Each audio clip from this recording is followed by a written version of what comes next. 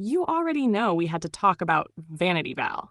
She has been, without a doubt, the most requested creator in my comments. Every time I post about another nail girl, someone's like, okay, but where's the Vanity Val video?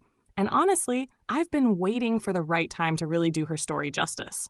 Because if you know, you know, Vanity Val was in a lane of her own. She wasn't just another DIY nail girl. She was the blueprint. From the moment she popped up on YouTube in 2020, she gave us something different. Something bold, dramatic, sparkly, and full of personality. And even though it's been over 2 years since she uploaded, people still talk about her like she just dropped last week. That's how much of an impact she made. The first thing you noticed when you clicked on a Vanity Val video? Her vibe. That signature Vanity Val logo flashing across the screen. Sometimes pink, sometimes purple, sometimes spooky, depending on the season. It was always cute, always on brand. She had her own look, her own sound, and her own energy. Her videos felt personal, like she set up her desk, hit record, and just invited us in while she created magic. And let's talk about the nails. Because baby, she did not come to play. Her sets were long, like long, and covered in charms, shimmer, rhinestones, sculpted pieces, chains, hearts, decals, sometimes all of the above in one set. But the thing is, it never felt messy. It always looked like a complete thought. And the best part? It was all DIY. Almost every video had DIY in the title because she wanted you to know you could do this too. She was doing everything herself. She would show you how to make a full press-on nail set from scratch. Add all the bling, shape it, style it, top coat it, and by the end of the video, you felt like you could pull it off. She really made nail art feel accessible, even when the final result looked like it belonged in a celebrity photo shoot. And her voice? Iconic. High-pitched, super cute. Well, hello, my beautiful and gorgeous bougie friend. Well, hello, my beautiful and gorgeous bougie friend. Well, hello, my beautiful and gorgeous bougie friend. Do you guys see it? Isn't it hella cute? I love it. And I love all of the little detail that it has in it too. People used to comment on it, sometimes not so nicely, but she let it be known. She's a grown woman, and her channel was not for kids. She even had a disclaimer right on her page saying that. And that's something I always respected, because she was sweet, but she wasn't about to let anyone play in her face.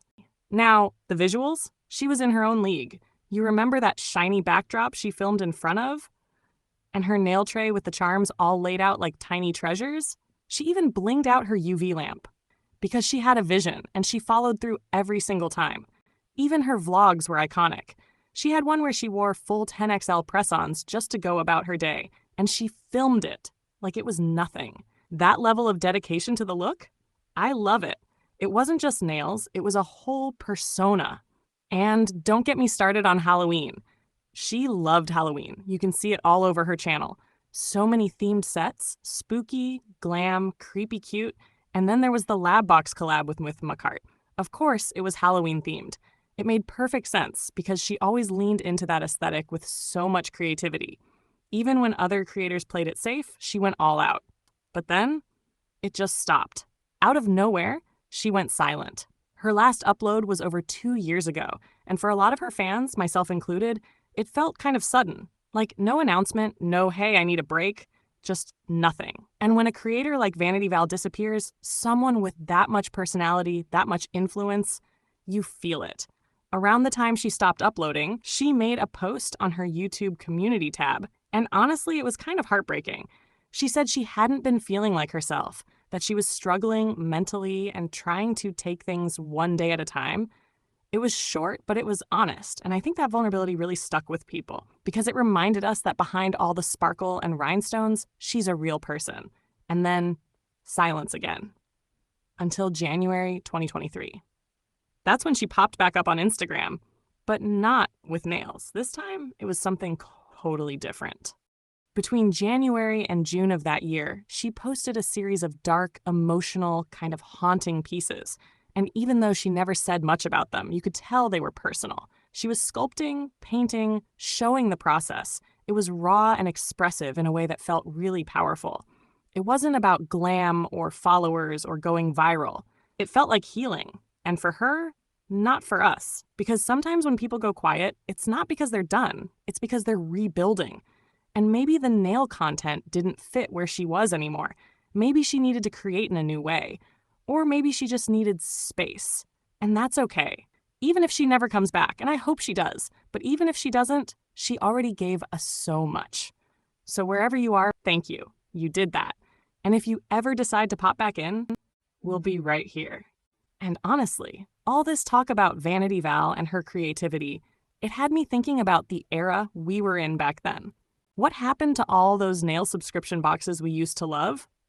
The ones that showed up in your mailbox every month, packed with polish, charms, decals, and all the fun extras? If you remember boxes like Nail Art Society, Nailboxy, Nail Obsession, and Boom Box, you know exactly what I mean.